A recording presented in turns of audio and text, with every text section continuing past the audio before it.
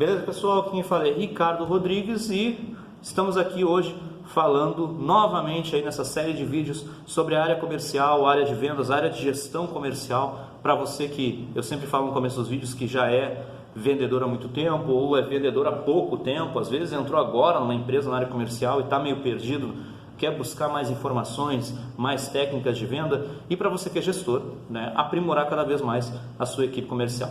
Beleza, eu tenho 20 anos já de experiência na área de vendas, uma série de qualificações nessa área e há mais ou menos aí 15, 16 anos venho fazendo gestão das equipes de venda por onde eu passo e aí nos treinamentos que eu venho dando aí mundo afora. Beleza? Hoje eu quero começar um pouquinho diferente. Eu quero contar uma história para vocês. E eu quero contar para vocês, vou contar para vocês a minha história. Tá? Eu venho de uma família que é do interior do estado onde eu moro. Tá? O meu pai, infelizmente, não teve muita oportunidade de estudar. Né? Vim ali de uma família que plantava, né, para poder ter a comida, né, para poder ter o sustento, e a minha mãe muito parecida com ele também, né? Então o meu pai estudou até a segunda série e a minha mãe estudou até a quarta série. O meu pai não sabia nem ler e escrever direito, essa é a realidade, e eu não tenho vergonha nenhuma de contar isso, porque o meu pai e minha mãe são grandes orgulhos para a minha vida.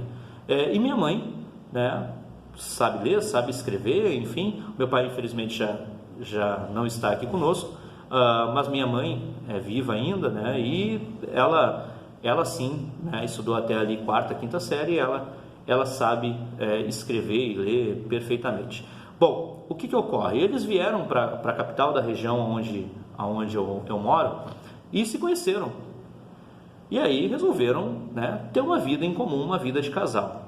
E foi muita batalha para eles. Eu me lembro que com 7 anos de idade, eu morava eu não sei como se chama na sua região, mas eu morava em 2 boxes de estacionamento. Vamos tentar te mostrar aí de uma forma mais lúdica, tá? Para que você entenda. Aonde o pessoal coloca os carros, né? Você pega o estacionamento particular aí na região onde você vai, você coloca os carros e tem geralmente aquelas telhas de zinco, né? E só, vamos lá, um madeiramento na volta, onde você coloca o carro ali para não pegar chuva nem sol. Bom, o local onde meu pai foi trabalhar numa época era um estacionamento. E como as coisas não estavam boas, o dono do estacionamento falou: olha, fecha aqui e faz uma casa aqui para ti. E ele fechou 2 boxes, né? Ou duas vagas de estacionamento, e nós moramos ali por algum tempo, né? Foi muito complicado, foi muito difícil. O meu pai e minha mãe trabalhando muito. Eu me recordo com 7, 8 anos de idade, a minha mãe em altas horas da madrugada trabalhando para conseguir sustentar os 4 filhos, e o meu pai, eu me lembro que saía 6 horas da manhã de casa e voltava muitas vezes 10 horas da noite. A história comum de quase todo brasileiro. Eu estudei, eu e meus irmãos, nós somos em 4 filhos, estudamos em escola pública a vida inteira, e o que me salvou, na verdade, foi a educação que eu tive em casa, a estrutura que eu tive em casa, mesmo sem meus pais terem a questão da qualificação, tanto profissional como o estudo básico, mas o que me salvou foi a educação que eles me deram em casa, para não se envolver com coisas erradas, enfim, tudo aquilo que um pai e uma mãe devem fazer na teoria, né? E também eu tenho me deparado em uma área que eu me apaixonei muito novo e resolvi levar para a minha vida.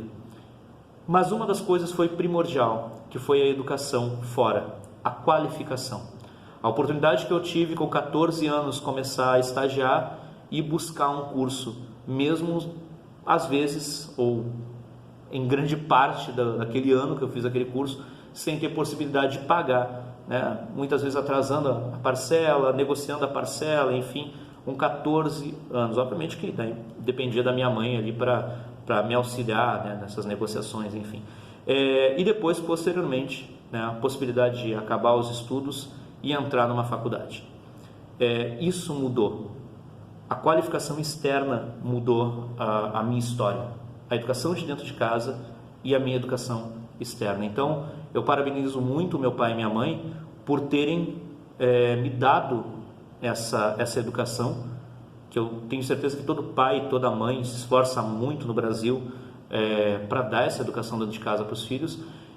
E estou me parabenizando por ter não ficado parado, né? Simplesmente não ter parado no tempo e ter buscado qualificação, ter buscado uma faculdade, ter buscado estudo no sentido de buscar informação. Sempre que eu conhecia alguém que eu notava que era melhor que eu numa certa situação, eu tentava sugar o máximo possível de informação dessas pessoas, porque eu sempre admirei essas pessoas que tinham sucesso profissional, que tinham conseguido conquistar alguma coisa na vida. E eu não estou falando de conquistar dinheiro, não é isso. Sucesso profissional, muitas vezes, a questão da pessoa ter cargos na empresa, a pessoa ter crescido, né, começado de baixo e de repente ela conseguiu galgar cargos dentro da empresa e cresceu. Eu sempre admirei muito essas pessoas e colava nelas para entender como é que você fez, qual foi a tua trajetória, você teve que vender muito, você teve que se organizar muito, qual foi os cursos que você fez. Eu sempre busquei muito isso, tentar aprender com quem sabia mais que eu. Bom, eu tenho certeza que você também tem total capacidade para fazer isso, buscando cada vez mais informação, buscando qualificação. Quantas vezes você que está me assistindo aí buscou uma qualificação, um curso, uma faculdade? Quantas vezes você vai dizer, muitas vezes eu não tenho condição financeira, Ricardo, mas será mesmo que você não tem condição financeira? Eu sei que tem pessoas que estão assistindo que não tem, mas será mesmo que se você apertar o cinto você não consegue? Será que essa desculpa é uma desculpa para mim ou uma desculpa para você mesmo? Corte. Vamos lá, essa história que eu contei para vocês é uma história real. É a minha história de verdade, não inventei nada aqui, tá? Mas por que eu comecei com uma história hoje e eu não comecei dando tema, né? Porque todos os vídeos eu falo, hoje a gente vai falar sobre tal coisa. Eu queria contar a história para vocês. Para hoje nós falarmos rapidamente sobre storytelling e quais os seus usos. Ricardo, o que é storytelling? Storytelling é uma habilidade de contar histórias utilizando alguns recursos. Pode ser recursos audiovisual, com telão, com televisão, com imagens, com cartazes, ou pode ser visual com gestos, com fisionomia, com uma fala. Vocês notam que a gente aumenta a voz, diminui a voz, deixa a voz um pouco mais branda, deixa a voz um pouco mais forte. Então isso faz parte também de uma composição de storytelling, tá? A técnica de storytelling, ela ajuda a promover um negócio ou vender um produto, um serviço de forma meio que indireta, né?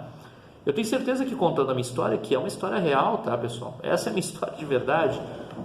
Obviamente que tem a minha história profissional, enfim, que senão eu vou fazer um vídeo aí de meia hora falando sobre a minha história profissional, mas a minha história de vida é mais ou menos isso. É muita relação, né?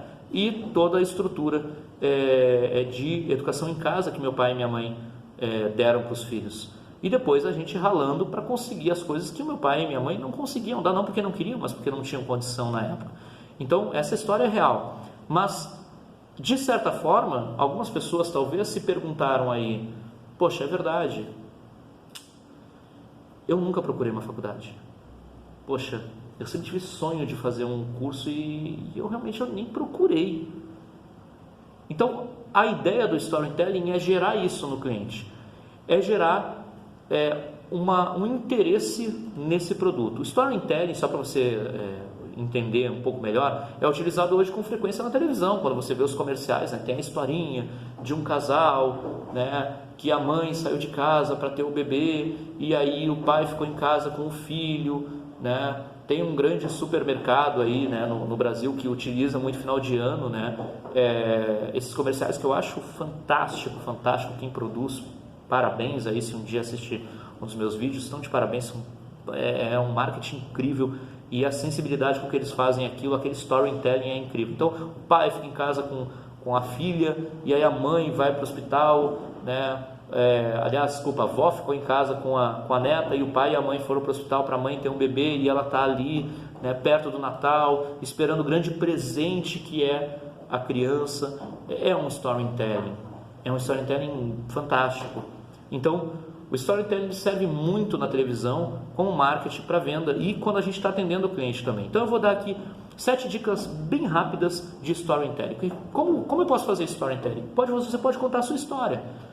Você pode muitas vezes ouvir o cliente e compartilhar com ele, como por exemplo, você já teve oportunidade de estudar? Muitas vezes a pessoa vai dizer não. Por quê? Por que você nunca teve oportunidade de estudar? Deixa eu até te dizer, eu por exemplo, eu tive a oportunidade de estudar, terminar os estudos, mas fazer uma faculdade só depois ali dos 20 anos, né, com muita dificuldade. E aí eu vou contando a minha história e aí libero para a pessoa contar a história dela também, mas aí eu crio uma sintonia, eu crio um rapport e esse storytelling ele faz sentido para o cliente. Então eu vou dar aqui 7 dicas bem rápidas de como fazer storytelling, tá? Faça do cliente um herói. Você pode contar a história de um outro cliente. Olha, você me lembra muito uma cliente que eu atendi há um ano atrás. Essa cliente aconteceu tal e tal e tal e tal situação com ela. Ela também tinha muita dificuldade financeira. Só para te ter uma ideia, ela teve que pedir dinheiro emprestado em um determinado momento para continuar estudando. E ela não desistiu. E eu fico muito feliz porque ela se formou. E ela veio nos agradecer aqui por a gente realmente ter ajudado ela. Você pode contar a história de um cliente, preferencialmente que seja uma história real, né, gente? Seja divertido, né? Mantenha-se relevante. A história ela tem que ter início, meio e fim. Tá? Tenha um claro senso de propósito. Não é só uma história, você tem que chegar em algum lugar com essa história. Construa uma história real, né? Um cliente que você, talvez não seja o seu cliente, talvez você ouviu um cliente de um colega, o colega falou, poxa, que legal, essa cliente veio aqui me agradecer porque o produto que eu vendi para ela, e aí você pega essa história, traz para você e usa nos seus atendimentos. Pode ser feito dessa forma, né? Equilibre um pouco a questão da narrativa, não exagere nas coisas, porque senão o cliente pode achar que você está mentindo e às vezes você não está.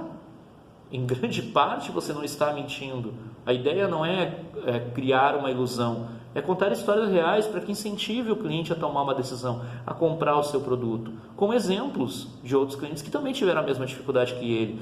Siga uma linha mais solta, mais tranquila, mais emocional, sem parecer técnico com o seu cliente.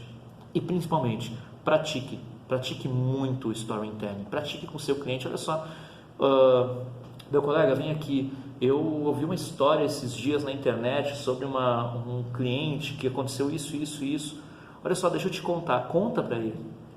Se o teu colega achar que, poxa, foi legal, cara, pô, funciona, poxa, é uma grande chance do seu cliente também gostar. Então isso é praticar e você vai melhorando cada vez mais no storytelling. Estude, né? Pratique e estude. Tem vários outros vídeos falando sobre o storytelling aí na internet. A gente vai falar um pouco mais sobre isso em outros vídeos mais adiante. Beleza? Fica essa dica para vocês. Hoje vocês conheceram um pouquinho da minha história obrigatoriamente por causa aí do tema de storytelling e busque cada vez mais qualificação para se tornar um vendedor cada vez melhor. Beleza? Obrigado, dá like, se inscreve no canal, tudo aquilo que você já sabe na rede social e eu fui!